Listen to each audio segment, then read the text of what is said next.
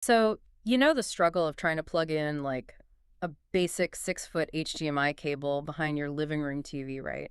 You're just blindly reaching back there hoping it clicks into place. Oh, absolutely. It's the worst. Yeah, well, imagine doing that, but the cable is 200 feet long, and it's routing uncompressed 4K video to 100 different screens simultaneously. Which leaves zero margin for error. Exactly. And that extreme world is exactly what we're decoding today in this deep dive.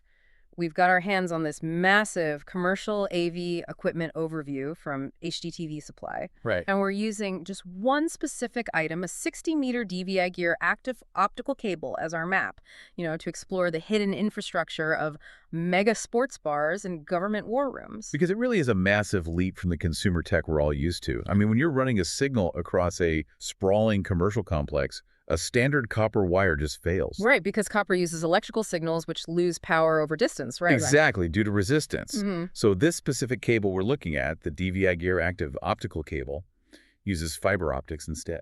It's literally shooting pulses of light. Yes, which is how it allows all that 4K data to travel, half a football field with zero signal degradation. But, I mean, half a football field. If my standard home switcher handles maybe 4 inputs for a living room TV, what are they called? The Wolfpack modular matrix switchers mentioned in these specs? Yeah, the Wolfpack ones. They're doing the work of a small data center. They handle up to 160 by 160 HDMI connections. And scaling all the way up to 8K video, yeah. I'm just trying to picture who actually needs to route 160 different 8K video feeds simultaneously, strictly for giant stadiums? You'd think so, right? Stadiums definitely use them, but the demand is actually driven really heavily by mega sports bars and federal government Yeah, facilities. to mega sports bars, I can kind of see. I mean, they aren't just showing one game. Right, they have these massive video walls utilizing PIP and POP that's picture in picture and picture out of picture. Right. So they display multiple games on a single giant screen while simultaneously feeding like 150 other separate monitors throughout the venue, all integrated with their DirecTV apps. Okay, but let me push back on that setup for a second, though. If a bartender is just wiping down the counter and needs to casually change the channel on 160 screens at once to put the local game on, Yeah, I mean, that sounds less like hospitality and more like running a NASA-level command center. well, it essentially is a command center. Mm-hmm. But the trick is that it can't look like one to the end user. And it's funny you mentioned NASA, actually. Wait, don't tell me NASA's buying sports bar equipment? They are actively buying this exact gear.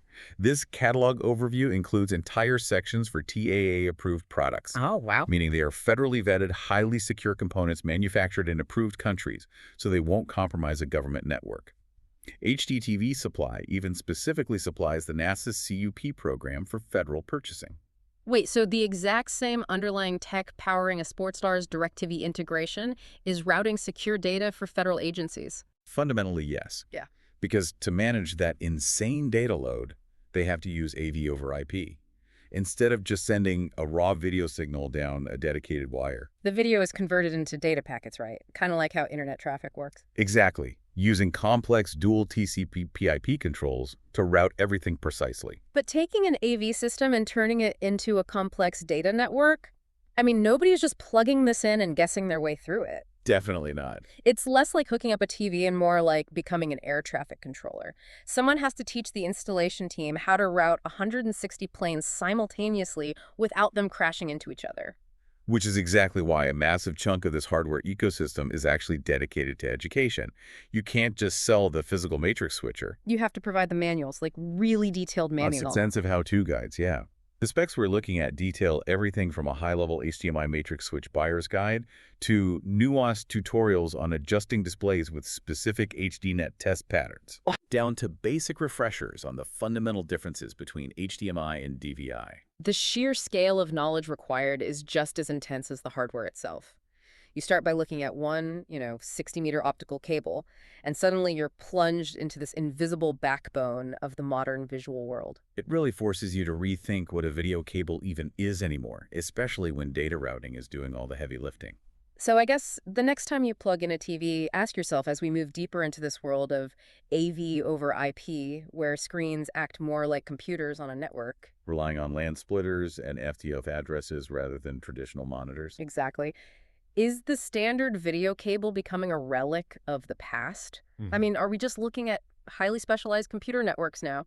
Definitely something to chew on the next time you're fighting with that 6-foot cord behind your entertainment center.